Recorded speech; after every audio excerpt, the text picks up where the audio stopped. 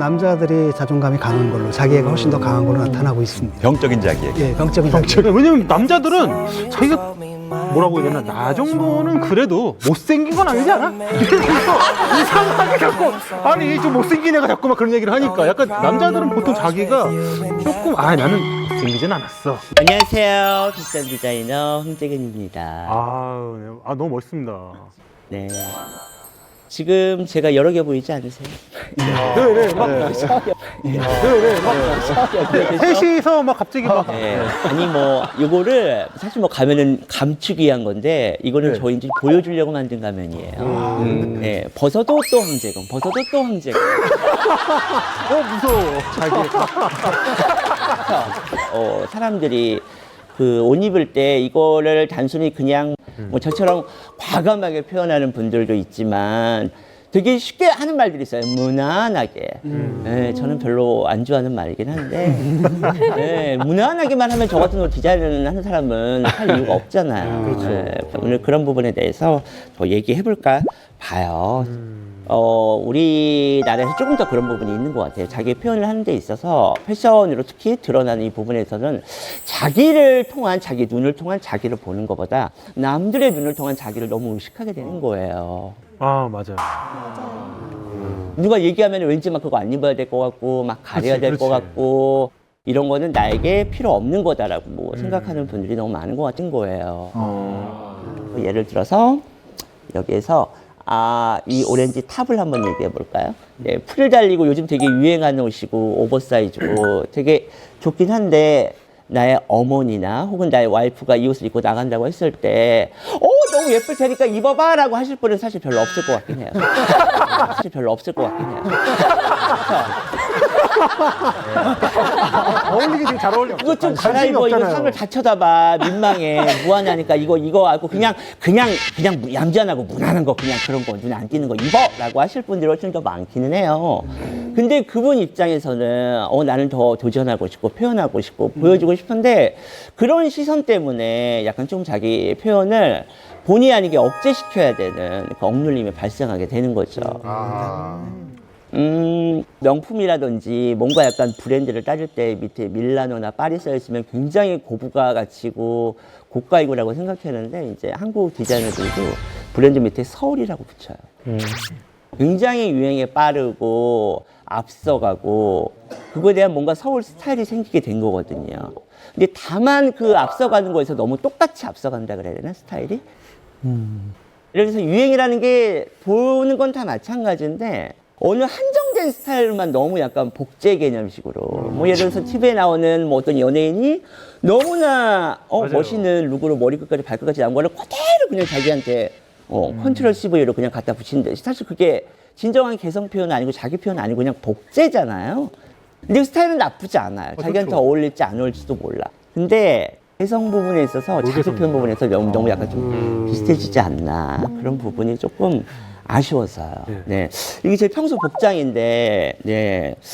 저를 사랑하는 방법을 데일리하게 표현한 부분인데 조금 이상하다고 생각할 수도 있으시겠지만. I was wondering about your mama. Did she get the job she wanted? So that car that gave her problems. I'm just curious about her honest. 절대 잘생긴 것도 전혀 아니고 못생긴 분들 되게 어떤 분들 되게 막 귀괴하고 되게 뭐 약간 좀 특이하고 약간 좀 이렇게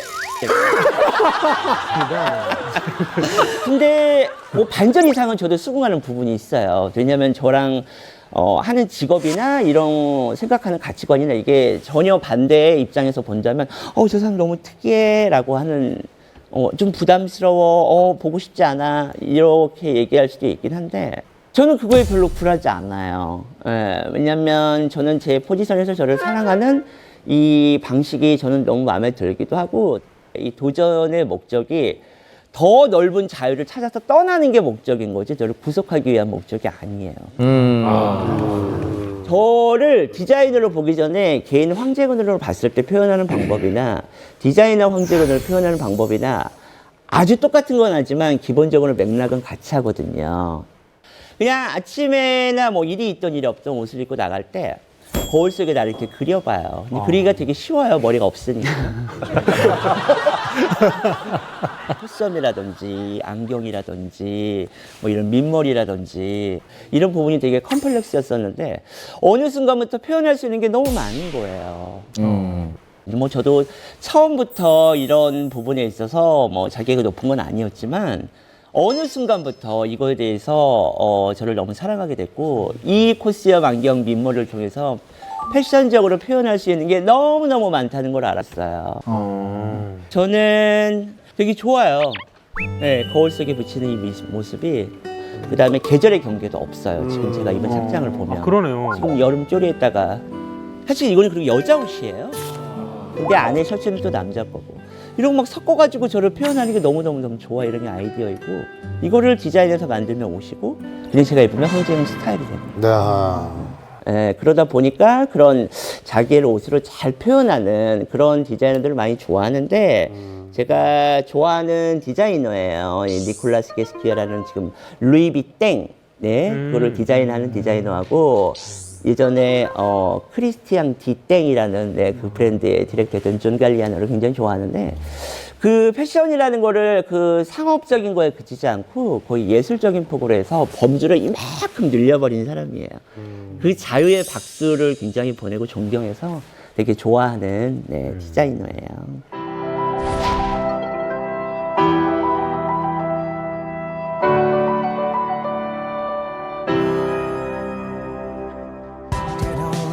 I never said, but as bad as those I did, you know I never even cared, not before you.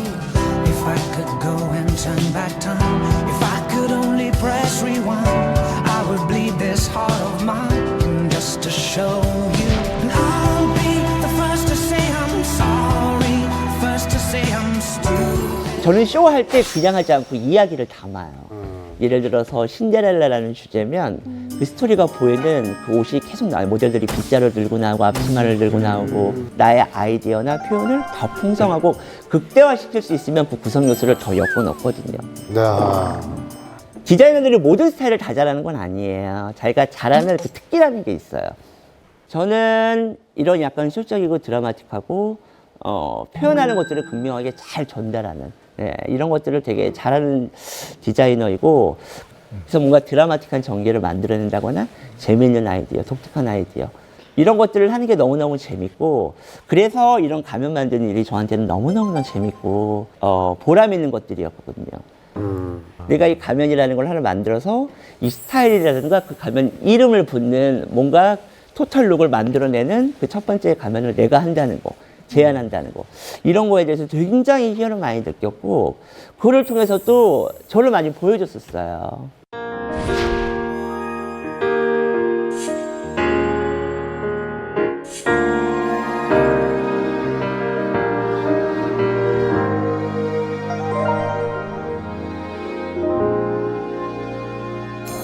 이런 자기다움이 잃지 않는 게 저를 내일 또 거울 앞에 선 내 모습을 다시 한번 새롭게 그리는 도전을 할 수 있는 제 사는 동기가 되지 않나 저는 그렇게 생각해요. 그런 부분에서 보면 저는 저를 사랑하는 마음이 분명히 있는 것 같긴 해요. 만족하는 건 아니에요. 제가 완벽해서 저를 사랑한다기보다 불완전한 부분도 있고 저도 모자라다고 느끼는 부분이 있고 어떨 때는 자책도 많이 하거든요. 넌 왜 저렇게 생겨 먹었니? 왜 이런 것만 하니? 왜 이런 것만 잘하니? 근데 이 부분에 있어서 자기를 사랑하는 마음을 꼭 가졌으면 좋겠고 사랑하는 마음을 안주하는 게 아니라 끝없이 도전하면서 더 사랑하는 마음을 키웠으면 좋겠어요. 감사합니다.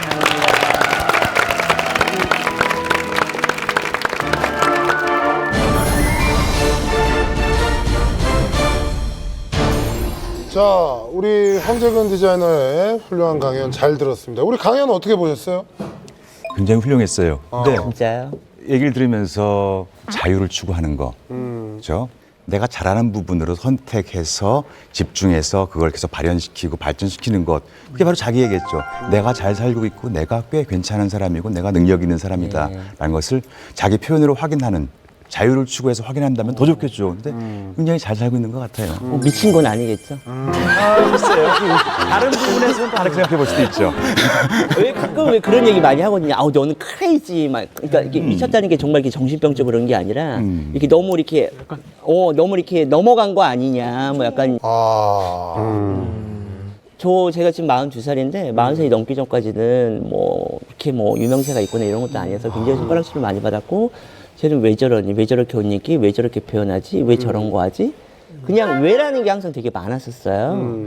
근데 그냥 그거에 대해서 그냥 계속 꾸준히 그냥 뭐 저를 표현하다 보니까 그게 그냥 이렇게 몸에 붙었다고 그래야 되나? 그냥 저 사람은 원래 저랬던 사람처럼. 예, 저도 그 생각을 했는데 제가 지금 반성을 했거든요. 지금 솔직히 말하면 남자들이 제일 편한 옷은 뭐냐면 군복이에요. 군복 입어놓으면 평소에 못하든지 다 하죠. 그런 느낌의 편함. 예. 평소에 일상복 입을 때도 제 원칙이 뭐냐면 눈에 안 띄는 거. 패션은 전쟁이 아니에요. 저는 그냥 항상 한 브랜드로 해가지고 처음부터 머리끝부터 발끝까지 그 원칙이 뭐였냐면 하여튼 눈에 안 띄는 거 이렇게 갔거든요. 근데 표현하고 싶은데 사실 용기가 안 났는데 말씀 들어보니까 근데 대중들이 이런 게 있는 것 같아요. 왜 좋아할까를 생각을 해보면 그 드라마 같은 걸 보잖아요. 네. 그럼 이제 여러 명의 캐릭터가 나오는데 굉장히 착하고 예쁜데 아직까진 가난하고 세상으로부터 인정받지 못하는 거. 이게 이제 자기라고 생각한대요. 근데 굉장히 막 자기 멋대로고 하고 싶은 일은 다 하고 소리는 다 지르고 이런 캐릭터는 내가 해보고 싶은 나. 이렇게 이제 분열된다는 거죠. 근데 그 바로 황 디자이너님을 이렇게 봤을 때 모든 사람이 가지고 있는 나도 좀 남들로 의식하지 않고 마음대로 얘기하고 입고 행동해보고 싶다라는 이런 어떤 욕구를 아주 정확하게 건드려 주셔서 거기 바로 열광하는 게 아닌가 생각이 듭니다. 되게 영광이네요. 저는 사실 뭐 누구한테 뭐 그런 말 해본 적이 거의 없어요. 뭐 나는 나를 사랑한다. 뭐 이런 얘기를 사랑하고 엄청 사랑하고 있어요. 아니 근데 저는 정말 자기에 넘치시는. 저는 물론 사랑을 한다는 그 무의식은 있을 수 있는데 나는 나를 사랑해라는 표현은 태어나서 단 한 번도 해본 적이 없는 것 같은데 우리 자기애가 어떻게 강하십니까 어떻습니까? 저는 자기애가 아주 약합니다. 저는 이 중에 제일 낮을 것 같고요. 저는 솔직히 저도 물론이고 이렇게 남들이 저한테 어릴 적에 외모 비하를 하도 해가지고 그래서 이제 저는 자기를 사랑하지 않게 됐는데 다행히 요새 좀 떠가지고 이제 조금 저를 사랑하게 됐어요. 아니, 조금 됐는데 근데 남들에 비하면 이만큼밖에 안 되고 제가 볼 때는 안 그래요. 제가 볼 땐 여기서 거의 가장 탑 쪽이 아닌가 자기애. 진 선생님 예. 자기애 높으세요? 저는 완전. 저 스스로는 높다고 생각을 해요. 근데 또 다른 한편은 자기 환멸 이런 것도 좀 있어요. 환멸, 그래요? 어떤 부분에서요? 자기 혐오. 자기 혐오 그런 게 또 아니 그러니까 어느 순간에 보면 내가 너무 싫을 때가 있는데 대부분의 경우에는 저는 지금 굉장히 의식적으로 노력을 하는 게 전 뭐 저도 생긴 게 좀 그렇게 생겼고 옛날에 우리 어머니가 걸레질 하다 마시고 이렇게 딱 뻔히 쳐다보더라고요. 아 왜요? 그랬더니 아휴 내 속으로 난 새끼지만 정말 못생겼다. 왜 그러세요? 아니 무슨 간증 프로예요. 그럼 종신이 형은 뭐가 됩니까? 잘났는데. 그런 게 아니라 이제 저는 중요한 게 성격하고 스타일이라고 생각을 하거든요. 성격하고 그러니까 남들보다 뛰어날 필요도 없고 낮을 필요도 없고 그냥 다르면 되는 거예요. 아하. 그리고 제가 이제 다르다는 걸 인식을 하니까 처음엔 그게 굉장히 속상했거든요. 나는 왜 저들과 하나가 되지 못하는가 이런 부분들이 있었는데 어느 순간은 오케이 남들이 인정 안 해주면 내 문제가 아니라 쟤들 문제지 이들이 손해야 이렇게 생각하거든요. 그래서 저는 그게 굉장히 강하다고 생각을 해요. 자기애가. 생각해보니까 저는 사실 어릴 때부터 저희 부모님한테도 인물에 대한 얘기를 엄청 많이 들었어요. 그러니까 딴 사람들이 밖에서 저한테 뭐 못생겼다 어떻다 뭐 요즘도 사실 뭐 방송에 나오는 거 보고 여러 가지 평가를 하는데 전혀 그거에 대해서 큰 데미지가 없어요. 그러니까 왜냐하면 그래 왔으니까 외모 뭐 미야 이런 게 그런 거에는 자기애가 굉장히 낮은 거죠. 그래서 누가 어떤 얘기를 해도 뭐 근데 이거는 상처를 딛고 생겨난 자존감. 거울을 보면서 난 너무 좋아, 너무 예뻐하는 것은 이제 병적인 자기의 나르시시즘 될 네, 것이고 네, 네. 이 정도면 괜찮아. 근데 또 서정원 씨는 또 표정이 참 좋아요. 좋기 때문에 이 정도면 괜찮아 할 수 있는 그런 것이 바로 자긍심, 자기애가 되겠죠. 예. 자, 그래서 저희가 준비해 왔습니다. 자, 그래서 저희가 준비해 왔습니다. 계신 우리 주식 거인 분들의 자기애가 어느 정도인지를 테스트해보기 위해서 하나씩 어떤 그림을 그려야 되는 거죠? 이걸 그려보세요. 나무. 나무요? 예. 종이를 일단 받으시면 나무나? 대충 다 똑같이 그리지 않을까? 근데 의외로 다 다르게 그립니다. 그래요?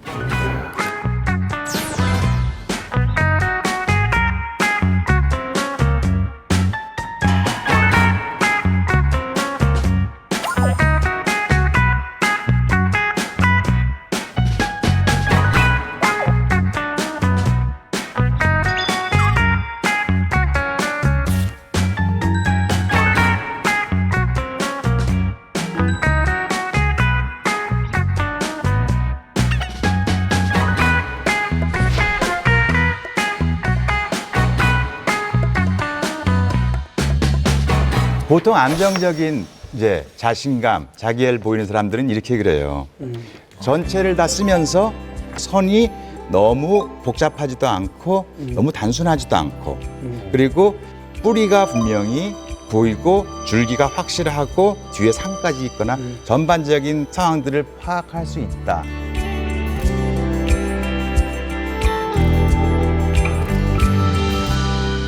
자, 그러면 우리 김창기 교수님께서 서민 교수님부터 한 분씩 좀 평가를 해주시죠. 거의 나무가 살아있는 것 같죠. 대부분이 그런데 저렇게 뿌리가 강한 것은 안정적이지만 위에 뭐가 잔뜩 매달리거나 명암들이 강하거나 다른 것들에 비해서 결실들이 강하다. 이것은 굉장히 성취주의적인 것이고 내가 이렇게 풍부한 게 많어. 나르시스트네, 나르시스트 아닙니까? 요거 하나만으로 다 설명할 수 있는 건 아니에요. 하지만 자기애적인 사람들이 보여주는 행태 중에 하나예요. 우리 황재근 디자이너님. 자, 저렇게 되면 이제 막 넘쳐나잖아요. 위로 올라가. 뭐지? 아니 이제 나무를 크게 그리고 싶어가지고. 이건 저렇게 되면 이제 보통 죄송한 얘기입니다. 굉장히 자기 과시적이거나 내가 그런 쪽이 더 저는 막 많은- 칼라도 막 넣고 막 싶었는데 뭐가 없어가지고. 있잖아요. 또 한 가지 재밌는 것은 나무 둥지에 저런 옹이라고 그러죠. 네, 옹이. 옹이가 네. 있으면 그것은 마음의 상처들입니다. 그 나무를 보면서 그 나무의 상처들도 보는 거죠. 아니 전 미술학원에서 이렇게 그리라고 배웠었어요. 나무가 이렇게 크면 아무것도 없으면 표현력이 떨어져 보이니까. 진 교수님. 저는 미니멀리즘. 야, 이건 미니멀리즘이 거의 극치네요. 자신감이 있고 필 한 번 촥촥 갔죠. 네. 나는 이렇게 해. 딱 끊어버리고 다른 것들은 보이지 않는 굉장한 자신감 혹은 약간 과도한 자기 주장일 수도 있는 이분도 과도하신가요? 야, 세상에. 내가 진리야. 세상에. 오 마이 갓. 오 마이 갓. 네, 나를 따르는. 완전 초등학교. 다 비슷합니다. 과실, 결실. 한두 개는 몰라도 이렇게 많이 하는 거예요. 이제 자기 과시적인 면들이. 하지만 얼마나 잘하고 계세요. 훌륭하시죠. 네. 네, 그렇기 때문에 충분히 자랑할 만합니다. 자, 접니다.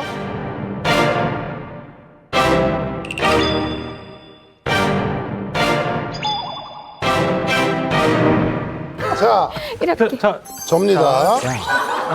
이거 사람 뒤통수가 귀신 있어요. 아닙니까? 귀신? 이거는 저는 산발을 해야 아니 이거는 저는 그냥 그럼 자꾸 나무를 생각하면 그럼 미르나무. 버드나무류에 이렇게 쭉 떨어지는 그런 나무가 생각이 나서 아예 나오네요. 우리 황생 걸 한번 들어보셨겠어요? 전 쳐진 게 네, 없어요. 비율이 비슷하죠. 네. 비율이 비슷해서 내가 많은 걸 보여주고 싶은, 내가 성취로서 보여주고 싶은 경우가 이렇게 한다고 그래요. 대신에 이렇게 또 뿌리는 안 보이고, 불안한 것을 가리기 위해서 하는 것일 수도 있고. 진짜요? 네. 그 새로운 분야에 왔기 때문에 농구와는 또 다른 감정을 또 가지고 있을 수도 있어요. 그런 것들도 있죠. 하지만 이것은 다 통계적인 것이지 그 사람은 이거 하나만으로 설명할 수가 없는 거예요. 근데 아무튼 뭐 여기 계신 분들 대부분 자기애가 꽤 넘치시는 분들이 꽤 많이 앉아 계시네요. 보니까.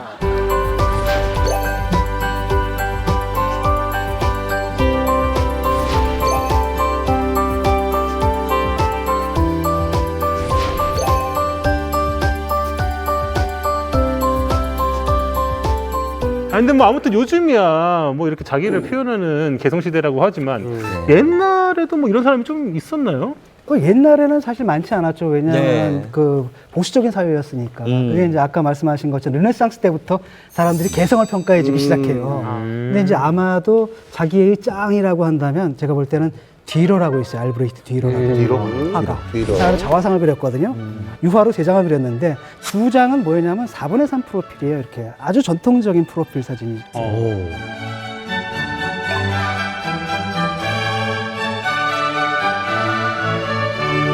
근데 마지막 3번째가 뭐였냐면 정면이에요. 근데 이거는 옛날에 뭐였냐면 예수 그리스도만 그렇게 했거든요.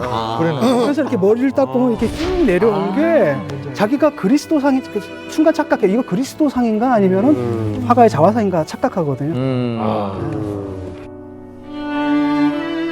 그분이 이거 짱이죠. 자기의 짱이죠. 그렇게 이야기하시니까 그 팝스타 중에요 필 콜린스라는 알죠. 아티스트가 굉장히 감미로운 어떤 네. 음악도 많이 발표했던 아티스트고 제네시스라는 그룹의 이제 드러머이기도 했는데 필 콜린스의 솔로 앨범들을 보면요 거의 모든 자신의 솔로 앨범이 자신의 얼굴에 클로즈업 샷이에요. 이거 보니까 맞다. 처음에 한 장, 2장 나왔을 땐 그러려니 했는데 이게 이제 점점 앨범 수가 늘어가기 시작하자 평론가들이 자기애의 극단이다. 왜냐하면 아티스트라는 사람들은 기본적으로 빨리 실증을 느끼는 사람들이기 때문에 뭔가 자꾸 전작에 비해서 달라진 거, 변화되는 거 이런 걸 추구해요. 그런데 일관되게 자기 얼굴을 앨범에 자켓으로 써요. 우리나라로 따지면 연상군.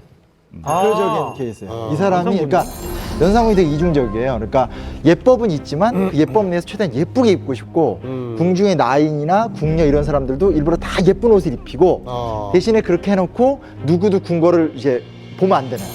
심지어 이제 동네 아이들이 산에 올라가서 이렇게 내려다보는 것도 잡아서 처벌하고. 진짜. 네, 그래서 우리나라에서는 가장 좀 자기애를 이렇게 표현하고 싶어 했던 건 연상군이 유명하고 대신에 이제 표현하면서도 그걸 안 보여주려고 하는 이중의 감정이 같이 드러나는 게 가장 좀 대표적 캐릭터예요.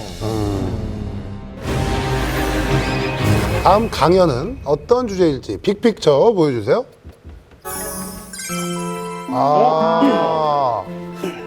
네, 이거는 그리스 신화의 한 장면 아닌가요? 그렇죠. 네. 저게 이제 나르시스. 에코와 나르키소스.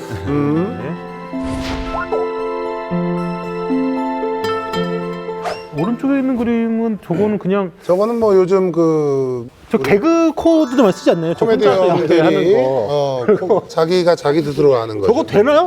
돼요? 안 되죠. 안 되죠. 이 같은 사람 안 돼요, 이게. 두꺼운 사람도 잘 안 됩니다.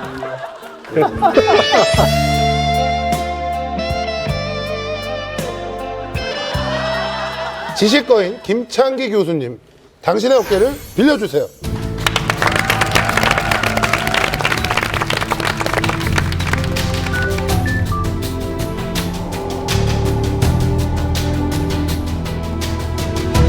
요즘 젊은이들이 자기애란 말 많이 사용하죠. 깜짝 놀랐어요. 자기애는 정신과 의사로서는 부정적인 의미만 생각하고 있었는데 제 딸이 내가 자기애가 넘치니까 하면서 말을 하더라고요. 너무 귀엽더라고요. 정말 자기애가 넘치는 것 같아 보였었는데 이 자기애가 어떤 뜻인지를 생각해 봐야 될 것 같아요. 보통은 이렇게 자기 주장이 확실하고 자신감이 넘치는 언행을 하고 자기 취향이 확고한 사람들을 보면서 저 사람 자기애가 넘친다. 그러면 그거는 자신감이 넘치는 행동들을 한다. 또 내가 어떤 언행을 하면서 그것의 선택과 이유들을 설명하면서 좀 부정적인 의미를 무마시키려고 나는 자기애니까 라고 말하는 경우들이 있는 것 같아요. 그래서 그림을 2개를 제시했습니다. 나르키소. 이 사람은 자기애가 병적인 것이죠.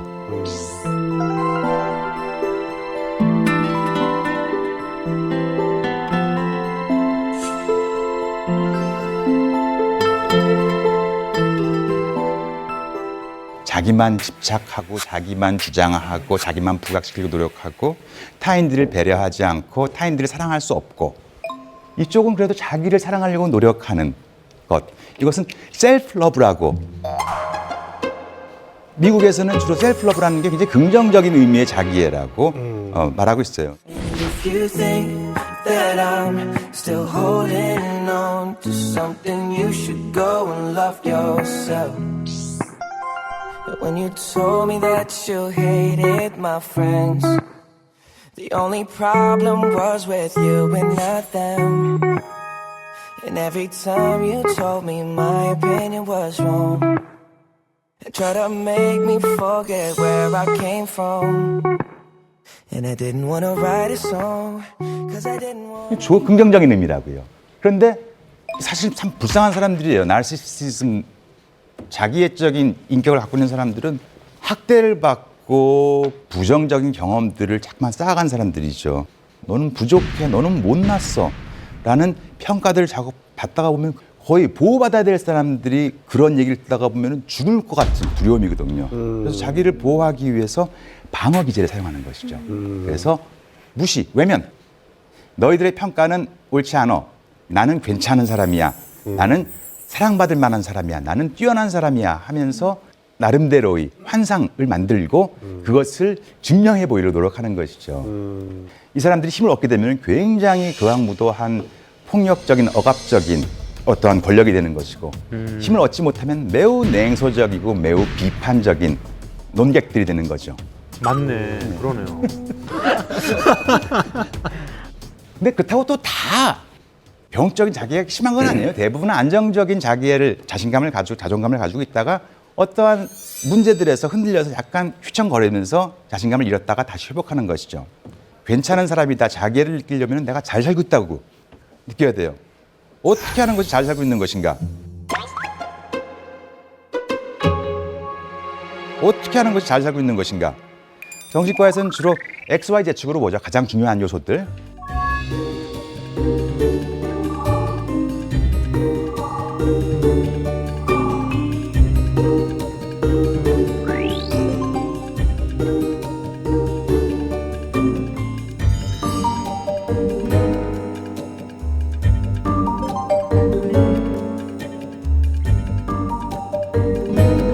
하나는 애착이에요. 사랑이죠. 네. 사랑하고 사랑받고 필요시되고 필요하고 우리에게 정말 필요한 몇몇의 사람들로부터 사랑을 받고 신뢰를 받고 싶은 것이죠. 그 애착이 안정적이라면 제일 좋겠죠. 그 다음에는 사회적 가치예요. 내가 능력이 있다. 또한 내가 사회에 기여하고 있다. 내가 꽤 괜찮은 역할을 하고 있다라고 믿을 수가 있어야 되는 것이죠. 그 다음에는 X, Y축만 잘 하고 있으면 제 축은 덤으로 따라오는 거예요.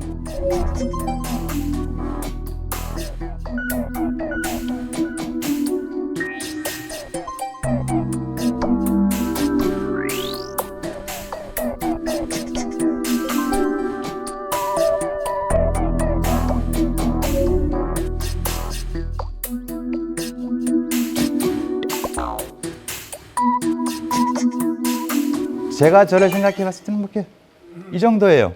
그 000은 좀 벗어난 것 같아요. 제 천은 0인데 대신에 저희 어머님하고 우리 자녀들은 저를 좀 좋게 보고 있으니까 정신과 의사로서도 대단하게 성공적이지 못하지만 기능은 잘 수행하고 있다. 그러다 보니까 삶의 의미들 몇 가지에 대해서 확신이 생긴다. 이 정도. 여기까지 갈 수 있으면 참 좋겠지만 그런 사람들은 성인 군자들이고 이렇다고 표방하는 사람들은 병적인 자기애적 성격을 가진 사람들이라고 생각할 수가 있겠죠. 여러분들 어떤 상태인지 모르겠어요. 제일 중요한 거는 애착이죠. 왜냐하면 사회적 가치가 그렇게 대단한 사람들이 많지가 않기 때문에 힘든 일, 저임금의 노동을 해도 집에 가면 나를 보고 웃어주는 그러네. 아들, 딸이 있어서 내가 살만하구나, 내가 필요한 사람이구나 라고 살면서 삶의 의미를 느끼고 행복을 느끼는 것이니까. 근데 자기애적 나르시시즘의 문제는 여기서 문제가 되는 것이죠. 나를 보살피고 사랑한다고 믿음을 심어줘야 되는 사람들이 너 부족해, 너 마음에 안 들어, 너 똑바로 해야 되겠어. 약을 줘야 돼서 병을 주니까 사람들이 신뢰가 할 수가 없어서 자꾸만 이쪽으로 몰리게 되는 거죠. 더 대단한 성취를 원하기 때문에 늘 만족이 없고 이것으로서 난 내 가치를 증명할 거예요 하지만 거위처럼 밑에서는 불안함, 들킬까 봐. 제일 중요한 것은 그래서 사랑, 애착이다. 가족이고 친구고 사람이다 라는 얘기를 하는 겁니다. 보통 안정적인 사람들이 어떤 문제에 흔들려요. 대부분의 뭐 가족 간의 관계에서의 갈등과 상처, 내 능력을 발휘하는 것에서 회의가 될 때가 있거나 실수를 하고 실패를 해서 수치심을 느낄 때 막 흔들리겠죠. 너무 심한 트라우마를 겪어서 너무 심한 비난과 공포스러운 상황들을 겪어서 그것을 도저히 볼 수 있는 용기가 안 나는 거죠. 그 사람들이 이제 치료를 받게 되는 건데 어떻게 해야 되는 것이냐. 거기서는 6가지 단계들을 생각하면 돼요. 맨 처음으로 생각할 수 있는 것이 바로 마음 챙김이라고 참선할 때 사용되던 용어였어요. 그래서 내 자신에게 잘 집중을 하면서 관찰하면서 내가 어떻게 하면은 마음이 편안해지고 심신이 안정적이 되는가. 심호흡을 하고 차 한잔하고 톡으로 욕을 하고 그러면서 스스로를 다시 가라앉히는 마음 챙김의 기술들을 자꾸만 넓혀나가고 그것에 숙련돼야 되는 것이죠. 그래서 부정적인 감정을 유발하는 것들을 조금씩 다가가면서 그것에 익숙해지고 굳은살이 배기가 되는 것이죠. 근데 이 마음 챙김이 쉽지가 않아요. 왜냐하면 너무 흔들리기 때문에. 그렇다면 안전하다는 믿음을 줄 수 있는 장소, 대상들을 찾아야 되는 것이죠. 제일 힘든 게 이런 거예요. 트라우마를 겪은 사람들은 플래시백이라는 게 있어요. 계속 그 안 좋았던 과거의 경험들을 지금 현재처럼 경험하는 거예요. 현재 안전한데도 안전하다고 느낄 수가 없는 것이죠. 그리고 얘기를 하다 보면 그 사람들은 과거를 꼭 현재처럼 얘기해요. 맞아. 아버지가 지금 날 때리고 있어요. 몽둥이를 들었어요. 그게 과거였다는 것을 믿지를 못하는 거예요. 그게 항진되면 뇌가 망가지는 거예요. 제가 10대 때 사실은 스토킹을 당했었거든요. 트라우마를 겪은 사람들은 플래시백이라는 게 있어요. 과거를 꼭 현재처럼 얘기해요. 날 때리고 있어요. 몽둥이를 들었어요. 10대 때 사실은 스토킹을 당했었거든요.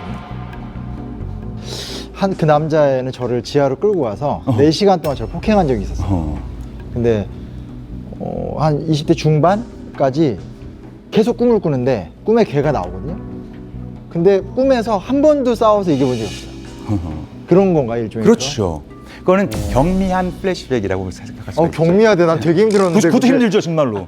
저도 조금만 흔들리면은 곧장 제가 말더듬이었었고 왼손잡이인데 종가 쪽에서 이상한 애가 나온 거죠.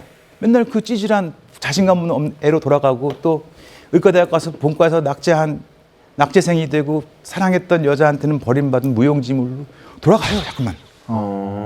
그럴 때 아니지. 나는 지금 개업을 하고 잘 나가고 있는 정신과지. 그럼요. 잘 나가고 있는 정신과지. 그럼요. 얼마나 잘 나가는 것인가 지금. 이렇게 네? 자꾸만 내가 그렇죠. 내 스스로를 확인시켜야 된 거예요. 나는 현재 살고 있다, 과거에 살고 있는 것이 아니라. 근데 그게 잘 안 될 때에는 나를 과거에서부터 끌어내줄 수 있는 믿을 만한, 현명한, 강한 누군가가 필요한 것이죠. 그래서 플래시백이 멈춰지고 내가 안정하다. 그 다음에는 나에 대한 용서가 시작되는 거예요. 많은 사람들은, 상처받던 사람들은 내가 문제가 아니어서 그 가해자가 문제였다고 머리로서는 생각하지만 마음속에서는 내가 문제였어. 학대를 받을 때 네가 똑바로 했으면 내가 때리겠냐? 바보 같은 게. 네가 이러니까 내가 지금 이러는 거지. 네가 그렇게 야한 옷만 입고 왔지 않았으면 내가 이러겠냐? 네가 꼬리를 치니까 이러는 거지. 맞아. 가해자들이 내가 못났고 내가 문제였다고서는 각인시켜놓는단 말이에요. 근데 또 우리는 어린 시절, 힘이 없을 시절에 당했던 것들이기 때문에 그것을 잊지를 못해요. 그러네. 예를 들어 본다면은 구딜 헌팅이라는 영화 기억하시나요? 구딜 헌팅. 네, 네. 예. 네네.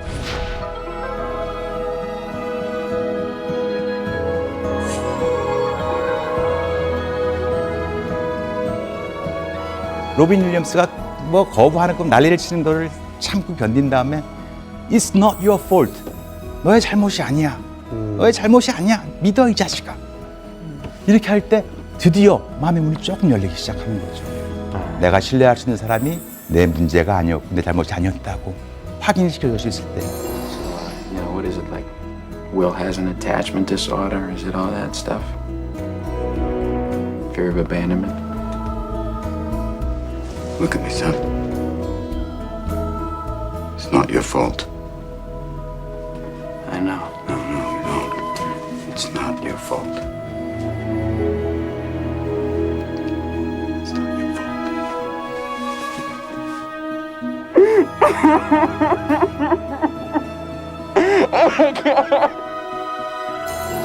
맞아. 아니 저도 이게 그러니까 계속 반복되더라고요. 그러니까 내가 왜 싸움을 못했지? 왜 그 상황에서 내가 먼저 때리고 괴롭히지 못했지를 생각을 하고 싶지 않은데 계속 되고 교회에선 그 사건을 알고 나니까 계속 강제로 화해를 시키는 거예요. 네, 그러니까 너무 싫어. 분명히 나는 피해자고 얘가 가해자인데 자꾸 와서 이제 맞아. 화해를 강요하는데 그게 너무 화가 났던 기억도 그러니까. 있고 그게 되게 폭력적이었다고 느꼈던 것 같아요. 이런 얘기 하면 안 되는데 나도 모르게. 자, 나에 대한 용서는 결국 내가 할 수가 참 힘들기 때문에 남을 통해서 시작되는 거예요. 그래서 수치심을 드러내는 거죠. 내가 이랬었어. 지금 말씀하시는 것 같이. 이랬었을 때. 드러냈어요, 방금 전에. 수치심을. 저는 이미 치유가 됐습니다. 대단합니다. 수치심이라는 것이 참 이게 괴물이에요. 다른 감정들은 내가 조절할 수 있는 능력들이 조금 있는데 수치심은 내가 나를 비난하는 거기 때문에 내 힘으로 고쳐지지가 않아요. 누군가가 들어와야 돼요. 그때 나를 위할 수 있는 가족, 다른 사람들을 통해서 나를 안정시키고 수치심에서 극복할 수 있는 힘들, 동력들을 얻게 되는 것이죠. 그러면 천천히 가는 거예요. 피부가 깨지면은 일주일, 뼈가 부러지면 한 달에서 2달 정도 회복 기간이 걸리는데 뉴런이 망가진 것은 최소한 9개월. 그동안에 천천히 단계적인 점진적 노출요법을 이용해서 극복하는 것이죠. 엘리베이터를 못 타는 사람은 그냥 집어넣어갖고 곧장 10층까지 올려버린다. 그러면은 더 심한 상처를 받게 되지 않겠습니까? 그래서 엘리베이터 타는 거 상상하는 것, 엘리베이터 앞에서 타는 사람 보는 것, 한층 올라가는 것, 이런 식으로 점진적으로 내가 씹을 수 있을 만큼만 깨물어서 그것에 익숙해지고 거기에 굳은 살이 배기고 능숙해지자는 것이죠. 천천히 가자. 그래서 내가 나를 잘 조절하게 됐고 상처들을 극복하게 됐어요. 재수가 없었지만 좋았던 것은 그 결과를 통해서 내가 얻은 것들도 있어요. 나를 더 잘 성찰하게 됐고 삶의 의미도 되새기게 됐고 그렇다면 거기서 멈추느냐? 나와 비슷한 상처를 가지고 있고 힘든 사람들을 도와주면서 내가 더 성숙한, 내가 더 현명하고 유용한 사람이 되는 것이죠. 자, 결국은 이겁니다. 사람에겐 사람이 필요하고 그 사람의 사랑이 필요하다. 그 다른 어떤 것들로도 무너진 자존감, 자기의 자긍심을 회복할 수가 없어요. 진정한 안정적인 자기애를 다시 회복하려고 한다면 나에게 필요한 누군가를 찾아 나서야 되는 것이죠. 거기 클리닉이 어딥니까? 거기 클리닉이 어딥니까? 예. 뭐 오실사요?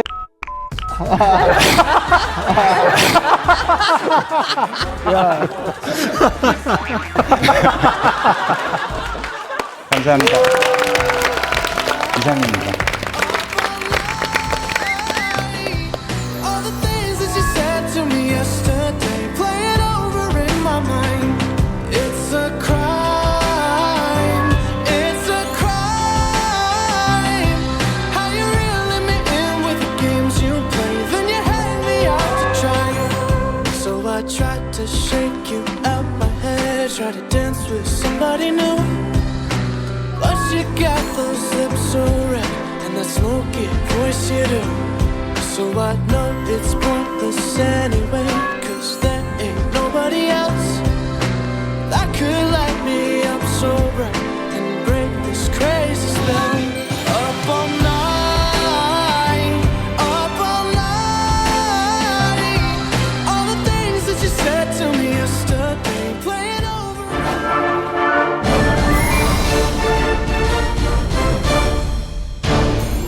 자, 자기애가 중요한 이유, 트라우마 극복 방법까지 아주 잘 들어봤습니다. 자, 요즘 그 공황장애, 불안장애에 시달리시는 분들이 많으세요. 그리고 약을 뭐 드시는 분들도 많으시고, 이게 자기애랑 연관이 있는 건가요? 왜 이렇게 공황장애, 불안장애가 많은 건가요? 어느 정도는 연관될 수가 있어요. 뇌의 기질적인 변화로 인해서 중립적인 자극을 굉장히 위험한 것으로 받아들일 때 공황장애가 되는 것인데 무지하게 두렵거나 화가 났을 때 나타나는 현상들이죠. 그래서 막 하다가 보면 산소 농도가 올라가면 픽 쓰러지고 막 숨 막히고 죽을 것 같은 현상들을 겪게 되는 거죠.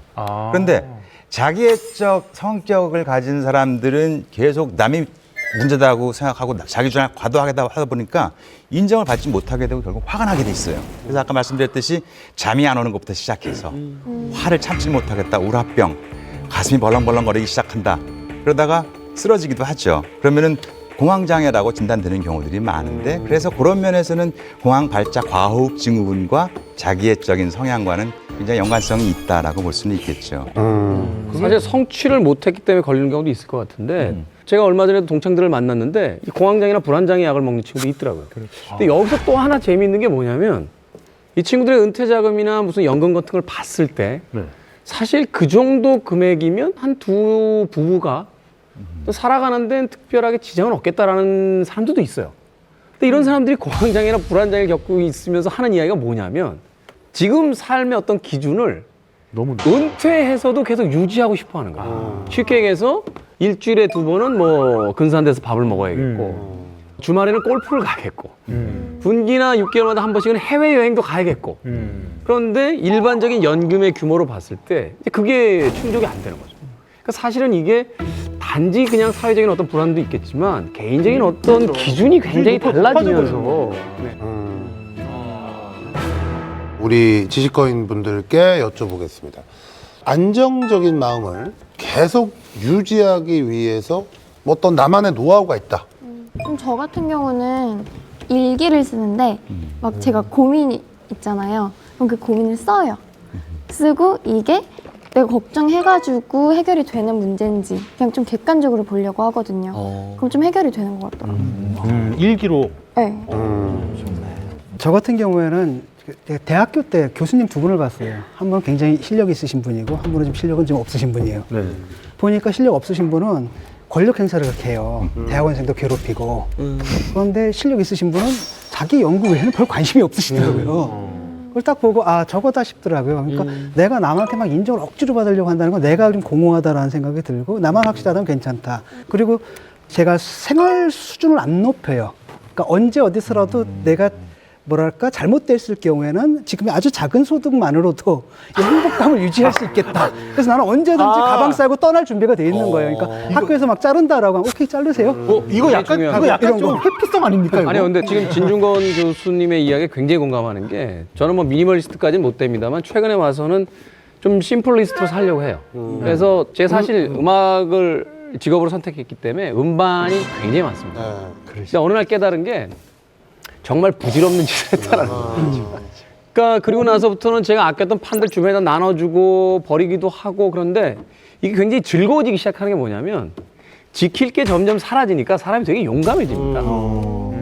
잃을 게 없으니까. 방금 말씀하신 것처럼 생활의 규모를 봤을 때 그렇게 많은 일을 하지 않아도 충분히 내가 원하는 어떤 삶을 살아갈 수 있겠다는 생각이 드니까. 그러니까 남들이 뭐 바람직하다고 얘기하는 그 있잖아. 층계로 올라가는 거. 그건 내가 못한다 하더라도 내가 원하는 삶은 충분히 살 수 있다라는 자신감. 황재현 디자이너님은? 저는 좀 패션 디자이너들이 약간 편의점처럼 일해요, 24시간. 좀 약간 좀 그거를 좀 분리하고 싶어요. 그래서 집에 오면 그냥 패션에 관련된 거는 뭐 잡지라든지 뭐 이런 거 전혀 안 보고 그다음에 집에서는 일도 하기 싫어서 여기 뭐 큰 시계가 있지만 저희 집에는 시계가 없어요. 그래요? 그럼 집에서는 어떻게 입고 계세요? 네? 집에서는 어떻게? 집에서는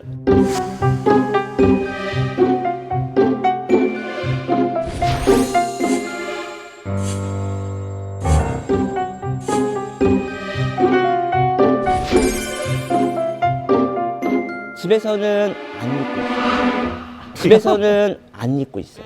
우와. 아예 안 입고 있어요. 상상되잖아. 하다못해 잠옷만 골라도 일이다. 아무것도 안 되게 많아요. 위아래를 갖춰 입는 방법이 있고 마트 갈 때도 이 마트룩도 되게 많아서 그냥 그거에서 벗어나고 싶어서 그냥. 저 같은 경우는 사실 제가 가장 안정적이지 않았던 시절을 떠올려 보면은 질투와 뭐랄까 약간 좀 나는 되게 지금 좀 바닥인데 특별히 노력하지도 않으면서 다른 사람들을 시기하고 나의 어떤 이 모든 것들은 사회적인 문제야 그랬었거든요. 근데 그때 생각해 보면은 나랑 비슷한 처지에 있는 사람들이 은근히 많아요. 생각보다. 그들하고 얘기를 하면은 뭔가 되게 너무 기분이 좋은 거예요. 그래서 제가 홍대로 이사를 갔거든요. 홍대에 가난한 예술가가 되게 많습니다. 그들과 대화를 나누니까 마음이 평온해지는 거예요. 그들과 같이 5년 동안 대출 생활을 했습니다. 행복하게. 너무 편했던 거 아니에요? 너무 편해진 거예요. 5년 동안. 네. 저 같은 경우는 매일 한 번씩 제 이름을 검색해 보고요. 누가 저를 언급하는가에 이제 그런 걸 보면서 아 이거만 정말 병 아닙니까? 위안을 통하요. 이거 내가 병 이렇게 아닙니까? 남들한테 회자되고 있다 이런 걸로 많이 컸답니다. 회자 안 되면 어떡합니까? 더 이상. 진단받아야 회자한테 면 제가라도 달아야죠. 한명 다하고 뭐 이렇게. 가장 긍정적인. 자기애로 그거를 극복한다. 자기애로 극복을 하네. 본인의 기생충은 그렇게 사랑하시면서 지금 다음 강연 빅픽처는 뭘지 기대가 됩니다. 자, 빅픽처 보여주세요. 이것도 뭐 맨 처음에 딱 실루만 봤을 때는 누군가 했는데 안에 딱 저게 저희가 생각하는 그건가요? 저 변인가요? 뭐예요 저게? 간디스토마 같은데. 뭐 우리가 모두 다 예상하는 그분이 그렇죠. 이제 나가서 멋진 강연을 들려주실 겁니다. 자, 우리 서민 교수님, 당신의 어깨를 빌려주세요.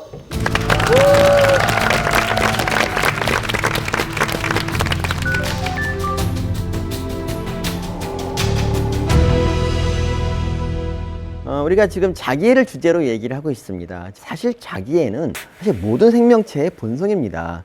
사실 생물체가 자기애를 표현하는 가장 좋은 방법이 뭐겠습니까? 자기와 닮은 그런 자손을 후대에 남기는 거 아니겠습니까? 자기를 사랑하지 않으면 그게 가능하지 않죠. 그래서 생명체들은 이제 후손을 남기기 위해서 짝짓기를 하고 번식을 합니다. 그런데 이 자기애가 가장 뛰어난 애들이 누구냐? 바로 기생충이죠. 왜냐하면 기생충은 번식 면에서는 거의 탑 클래스입니다. 단위 면적당 알 낳는 그런 개수를 보면 타의 추종을 불허합니다. 자기애가 있고로 번식력인가요? 자기 때문인가요? 그게? 자기애가 있어야 사랑을 한다는 그런 얘기 좀 들어보겠습니다. 이 장면은 바로 이 장면은 바로 기생충이 교미를 하는 장면입니다.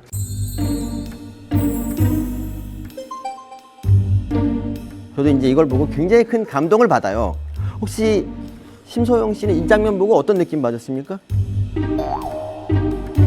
그걸 굳이 심소영 씨하고 물어보는 아니 이게 뭔가 따뜻함을 느껴야 돼. 따뜻함을 느끼세요 혹시? 따뜻함보다는 그냥 되게 밧줄 같고 이게 어떻게 두 개의 쌍이 연결되어 있는지 보고 있었어요. 안타까운데 알겠습니다. 이게 이제 기생충의 암컷이에요. 이게 암컷이고 수컷이 이렇게 싸고 있습니다. 진짜로 교미하는 장면인 거예요. 얘네들이 교미 이렇게 해요. 얘네 암컷 생식기 여기 있고요. 수컷은 이게 이제 생식기거든요. 그래서 이렇게 감고 안 그러면 이게 이렇게 안 되지 않습니까? 이게 떨어질 그래서 수 있으니까. 이렇게 하고 하는 거예요. 근데 이제 제가 오랜 기간 동안 기생충을 관찰하면서 느낀 건 뭐냐면 부부간에 서로 사랑하고 그러니까 자기의 바탕 하에서 상대방을 되게 사랑하는 그런 기생충은 지금까지 잘 나가고 있고 그렇지 않은 기생충들은 다 멸종했더라고요. 이게 진짜인지 한번 보세요. 이거는 간디스토마라는 기생충입니다. 이 간디스토마는 암수 한 몸이에요. 암수가 너무 사랑하다 보니까 몸을 합치기로 한 거예요. 그러니까 이거는 비유하자면 내 안에 너 있다, 내 안에 너 있다 이런 거죠. 무서워. 내 안에 너 있다는 간디스토마가 떠올라.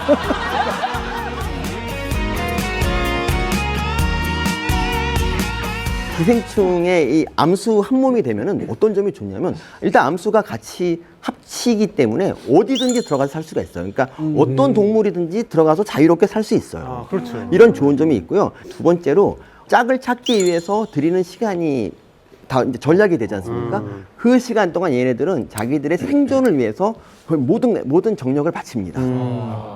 우리가 만약에 사람이 암수 한 몸이고 그 노력을 하지 않을 수 있다면 우리는 벌써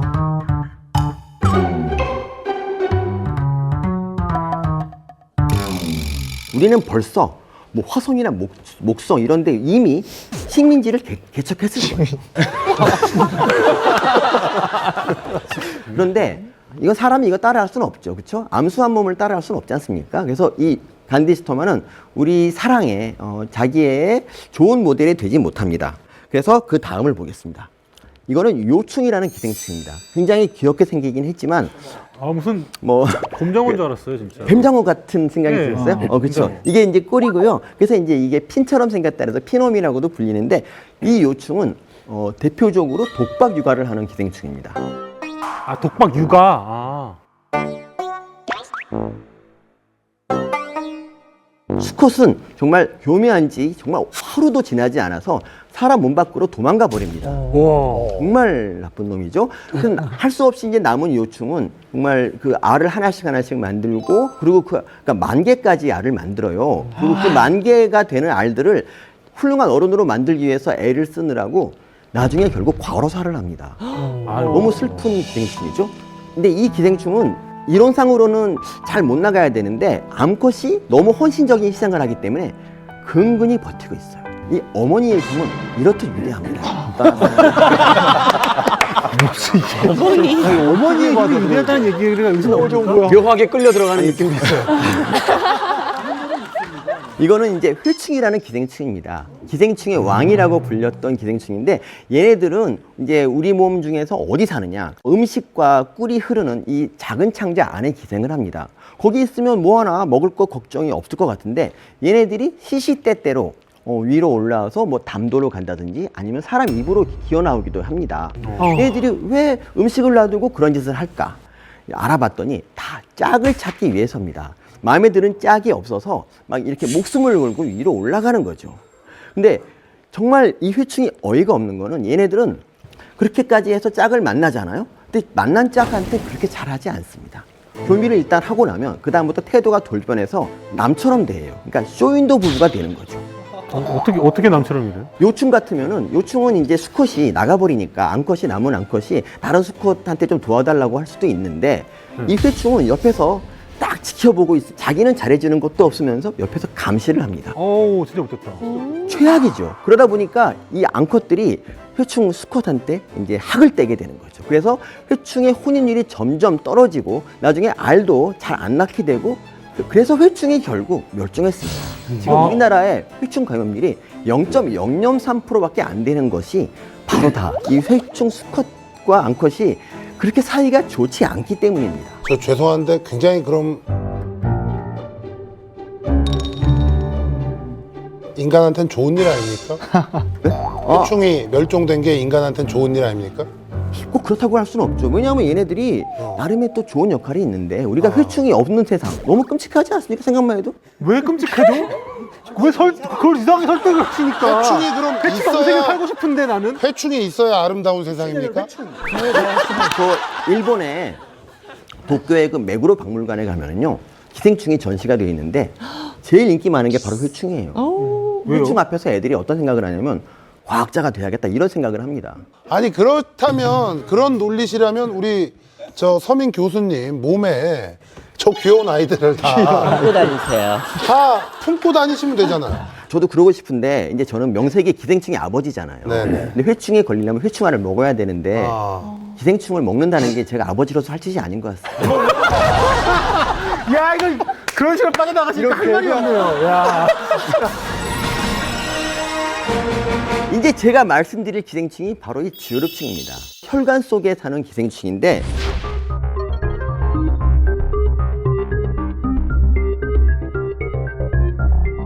이게 수컷이고 이게 암컷이에요. 이 가느다란 게. 한 몸인데? 근데 이 쥐어룹충은 수컷이 굉장히 잘생겼어요. 그러니까 이렇게 봐서 그렇지만 전자현경으로 보면 들어갈 때 들어가고 나올 때 나왔습니다. 그러니까 기생충계의 장동건이다 이렇게 얘기할 수 있습니다. 그리고 두 번째로 이렇게 수컷이 잘생겼는데 불구하고 얘네들이 집안일을 굉장히 열심히 합니다. 그리고 암컷을 굉장히 사랑합니다. 심지어 몸에다가 터널을 파고 얘네들이 이 암컷이 언제든 들어와서 쉴 수 있도록 그냥 여길 개방해 놓고 있어요. 자기 몸 안에다. 네. 그러니까 얘를 몸 안에 태우고 저기 구경도 가고 여기 구경도 가고 밥 때 되면 또 밥도 구해오고 이런 식의 일을 합니다. 그러니까 당연히 금슬이 좋죠. 들어갔다 나갔다 하는 거예요? 네, 그렇죠. 그래서 쥐어룹충의 이 세 번째 특징이 뭐냐면 바로 일부일처라는 거예요. 이 기생충이 세상에 일부일처라는 게 말이 됩니까? 그러니까 하등동물 중에서 일부일처는 찾아보기 굉장히 힘들어요. 사실 무척추 동물 중에서는 정말 0.0001% 정도만 일부일처고요. 포유류라고 하더라도 3%밖에 일부일처가 아닙니다. 이 동물계에서 일부일처가 되려면 이 세 가지 중에 하나의 특징을 가져야 돼요. 첫 번째가 뭐냐? 암컷이 굉장히 띄엄띄엄 분포하는 거예요. 그러니까 여기서 만난 이 암컷과 짝을 짓지 않으면 나중에 평생 호라비로 남을 수도 있겠다. 이런 위기감에서 마음에 조금 안 든다고 하더라도 그냥 대충 짝을 짓고 일부일처로 살아가는 겁니다. 두 번째가 조류에서 이제 많이 있는 건데 이거는 부모가 모두 자식을 부양해야 되는 경우예요. 그러니까 암컷이 알을 낳고 나서 먹을 걸 구하러 가잖아요. 근데 그동안 그 알을 방치해 놓으면 천적이 와서 그 알을 먹습니다. 그렇죠. 그래서 아버지나 어머니 중에 한 명이 반드시 그 알을 지켜야 됩니다. 이런 경우에 일부일처가 되겠죠. 그리고 세 번째, 별로 능력의 차이가 없는 경우 이때 일부일처가 됩니다. 예를 들어서 제가 있고 옆에 장동건이 있어. 그러면 어떻게 되겠습니까? 저랑 결혼을 일단 했더라도 아니 왜 교수님이랑 결혼을 했는데 장동건 씨한테 갑니까? 어쨌든 수컷의 능력 차이가 없으면 일부일처가 됩니다. 그런데 주유롭충은 하는 일이 굉장히 많잖아요. 아까 말씀드린 것처럼. 그렇기 때문에 얘네들은 능력 차이가 굉장히 심해요. 그런데도 불구하고 주유롭충은 일부일처를 합니다. 그러니까 심지어 어느 정도냐면 이 주유롭충을 질투한 학자들이 암수 사이에 막 예쁜 암컷들을 막 집어넣어줬단 말이죠. 그래도 얘네들이 일부일처를 유지하고 흔들림이 없다는 거죠. 주유롭충이 가장 소중하게 여기는 가치가 바로 부부간의 사랑이기 때문입니다. 유전적으로 되게 수컷들이 암컷한테 굉장히 헌신하는 그런 기생충이에요. 제가 주례를 몇 번 섰었어요. 근데 주례 설 때마다 이런 식으로 말합니다. 주유롭충처럼 살아라. 주유롭충처럼 살아라. 네가 인간인데 주유롭충보다 못하게 살면 되겠냐? 주유롭충이라는 기생충이 있습니다. 이 기생충은 수컷이 몸에 터널을 파서 이제 암컷을 몸에 품고 음식도 갖다 주고 여기저기 구경도 시켜주는 그런 훌륭한 기생충입니다. 그래서 남편이 주유롭충의 수컷만큼 아내를 잘 모시죠. 주유롭충은 이런 식으로 부부간의 사랑을 최우선에 놓습니다. 근데 사람은 어떻습니까? 뭐 외모가 어떠니, 집안이 어떠니, 한 달에 얼마 버니, 뭐 이런 것들, 키가 얼마니, 이런 외적인 조건들을 오히려 더 앞에 놓죠. 부부간의 사랑보다. 그렇죠? 근데 그 이유가 뭐냐면 사실은 자기애가 없기 때문이에요. 자기애가 있는 사람이라면은 그냥 부부간에 사랑하면서 어떤 어려움도 이겨나가자. 뭐 네가 좀 어려우면 내가 그냥 더 열심히 일해서 뭐 하면 된다. 이런 마음을 가질 텐데 자기에 대해서 자기를 사랑하지 않기 때문에 남들이 보기에 그럴듯한 그런 이성을 옆에 놓고 그럼으로써 자기를 놀리려는 거예요. 그러니까 주유롭충이 끝까지 헌신하는 거에 비해서는 너무 다른 거죠. 이 모든 것이 다 자기에서 비롯된 것이고요. 여러분들 스스로 소중하니까 스스로를 사랑하고 그리고 타인도 그 자기만큼 사랑해 주시면 더 행복한 부부로 거듭날 수 있을 것 같아요. 여러분 주유롭충과 함께 사랑해요.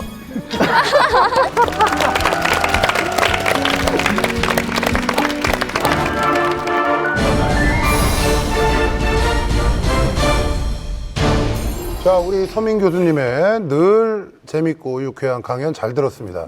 그런데 아니 기생충이 자기애가 높다. 그래서 주혈층한테 뭘 좀 배워야 되는 것처럼. 네, 맞습니다. 배워야죠. 배울 건 배워야죠. 근데 멸종을 해야 되는 우리가 어떻게 해서든지 멸종을 시켜야 되는 인간으로 치면 적인데. 기생충은 3억 년 전에도 있었고 그래서 인간이 아무리 노력해도 멸종될 수가 없어요. 그래요? 서민 교수님이 계속 얘기하시지만 사실은 기생충이 점점 사라지면서 아토피 같은 자기 면역 이상 반응들이 오기 시작했다라고 이야기를 하시는 부분이 있어요. 그래서 사실은 극강으로 깨끗해지는 것도 과연 이게 맞는 것인지에 대해서 한번 생각해 봐야 다. 이런 연구를 한번 이야기하신 적이 있거든요. 많이 하시네요, 선생님. 그 요즘 청년들을 보면 뭐 거절당하는 게 무서워서 상처받는 게 두려워서 연애를 꺼린다. 이런 경우는 사실 제가 알기로는 우리나라 뭐 요즘 젊은 분들한테도 있지만 사실 일본에 이게 굉장히 그렇죠. 많이 있는 현상인데 초식남 뭐 같은 초식남 뭐 이런 경우 그 프로이트 얘기가 그거잖아요. 원래 이제 우리가 태어나서 유아 때는 자기밖에 없거든요. 엄마랑 자기랑 구별 못하고 엄마가 계속 사랑만 해주니까. 근데 이게 이제 일정 시간이 지나면 이건 남에 대한 사랑으로 바꿔야 되는데 거기에 실패한 애들이 다 자란 후에도 자기만 사랑하게 되는 그 사회적 관계가 안 되는. 타인에 대한 신뢰가 없는 그렇죠. 것이죠. 대개는 이제 자기에 빠진 사람들이 유아적인 그 단계를 극복하지 못한 사람들이 많고요. 근데 그 결정적인 게 뭐냐면은 그 미미미 제너레이션이라 그러잖아요. 미미미? 나밖에 모르는 제너레이션인데 미국 같은 경우에 왜 그게 늘어났냐면 애들을 조사해봤대. 60년대인가 애들 한번 조사해봤는데 학교에서 공부 잘하는 애들 보니까 자존감이 높다라는 거예요. 그래가지고 하여튼 애들 성적을 올리려면 자존감을 높여줘야 된다 해서 칭찬을 엄청나게 해줬다는 겁니다. 그러니까 이런 애들이 나중에는 거기서 빠져나오질 못해가지고 그게 80년대 현상이었었죠. 네, 그게 지금 우리나라가 이제 겪고 있다가 조금 나오기 시작하는 거예요. 그 전까지는 그냥 존중해준다고 버릇없는 거 다 받아주고 그렇게 하니까 계속 의존적인 상태에서 머무르게 되는 거죠. 근데 이러다 보니까 어떤 일들이 벌어지냐면 사람이 성장해 간다는 건 자꾸 뭔가 실패하고 좌절하고 패배하다가 그 자리에서 이제 다음 단계로 가기 위해서 이제 일어나는 과정. 이걸 통해서 사람이 사실은 성장해 가는 거거든요. 근데 이 과정이 없는 거예요. 그러니까 부모라든지 또는 어떤 사회 틀 안에서 보호받다 보니 작은 실패들을 경험하지 못해서 작은 자기애는 아주 강력하게 만들어져 있는데 그 이후에 어떤 하나의 큰 좌절이 사회 속에서 다가왔을 때 그걸 극복하는 능력이 떨어지는 거죠. 그러니까 어떤 일이 벌어지냐면 공포라는 걸 갖게 돼요. 실패하면 끝나는 거야. 좌절되면 패배하면은 당신들은 패배자야. 그렇죠. 이런 이야기를 듣게 되니까 아주 사소한 연애의 문제에 있어서도 뛰어들려고 하질 않아요. 왜냐하면 실패라는 것에 대한 경험해보지 못한 것에 대한 공포 같은 게 있다는 거죠. 김풍 씨, 남자 여자는 나를 사랑하는데 차이가 있을 거라고 생각을 하십니까? 아니면 없다고 생각하세요? 남자나 여자? 하긴 남자가 좀 더 강하지 않습니까? 아닌가? 예, 전 세계적으로 보통 남자들이 자존감이 강한 걸로 자기애가 훨씬 더 강한 걸로 나타나고 있습니다. 병적인 자기애. 예, 병적인 자기애. 왜냐면 남자들은 자기가 뭐라고 해야 되나 나 정도는 그래도 못생긴 건 아니지 않아? 이러면서 이상하게 자꾸 아니 좀 못생긴 애가 자꾸 막 그런 얘기를 하니까 약간 남자들은 보통 자기가 조금 나는 못생기진 않았어. 거기엔 좀 슬픈 이야기가 있는 것 같아요. 뭐냐면 남성들은 사실 어느 정도 시기가 지나면 외모로만 평가받지 않습니다. 사회적 지위, 뭐 경제력, 뭐 이런 것들로 이제 평가가 종합적으로 이루어지니까 스스로 외모로부터 좀 편안해지는 거예요. 맞아요. 네, 근데 사실 억압적인 지금까지 사회 구조로 봤을 때 여성들은 나이가 어리거나 적거나 결국은 외모로 평가를 많이 받아왔어요. 그러다 보니 사용할 수 있는 어떤 변수가 하나밖에 없으니 이런 거죠. 남자랑 여자랑 자기가 잘생겼냐 또는 예쁘냐 그 설문조사를 해보면 남자는 상당히 없게 나오는데 여자 같은 경우는 낮게 나오잖아요. 근데 보면 그 시선의 문제가 있는 것 같아요. 남자는 내 눈으로 내가 나를 보는 거야. 정말 잘생겼네. 그렇죠. 근데 여자들은 남성의 눈으로 나를 이렇게 보는 거죠. 거기서 이제 자신감이 이제 없어지는 거죠. 타당한데 요즘은 사실은 남녀 평등이 됨에도 불구하고 아직까지도 남자들이 더 많다는 것은 뇌 구조의 문제예요. 남성들은 이쪽이 발달돼 있어요. 그래서 문제 해결 중심적이고 그것을 잘 수행하고 있으면 비교적 자신감을 얻어요. 여성들은 이쪽이 더 잘 발달돼 있어요. 이렇게가. 측두엽이요? 아니요. 서로 양쪽 뇌를 교류하는 시스템도 발달돼 있는 것은 관계, 애착, 서로 간의 정서적인 유대감, 살아남기 위해서 여자들이 그런 쪽이 발달되었기 때문에 타인들의 눈에 비친 내가 어떨까 하는 것들에 관심이 많고 그것들에서 자신감이 없게 돼서 자기애가 좀 부족해질 수 있다라는 그러면 오히려 역설적으로 남자보다 여자들이 더 자기애를 많이 느끼겠네요. 왜냐면 남자들은 그거를 이미 갖고 있기 때문에 자기애라는 거를 굳이 느끼지 않게 되잖아요. 또 충만할 때가 있죠. 도움이 될지 모르겠는데 사랑받을 때 선사시대 유적을 파보면 둘 다 꾸미는데 남자들은 대부분 과시욕적으로 뭘 만들거든요. 여자들은 그때부터도 치장욕적인 것들이 많이 나와요. 그러니까 방식이 좀 다른 부분, 그러니까 억압의 부분은 별도로 있고 그와 별도로 둘의 차이도 분명히 좀 있지 뇌 않을까? 구조의 차이도 분명히 있는 거죠. 이게 단연적이죠. 하나만 더 어떻게 이유가 있을 수가 있겠습니까? 네.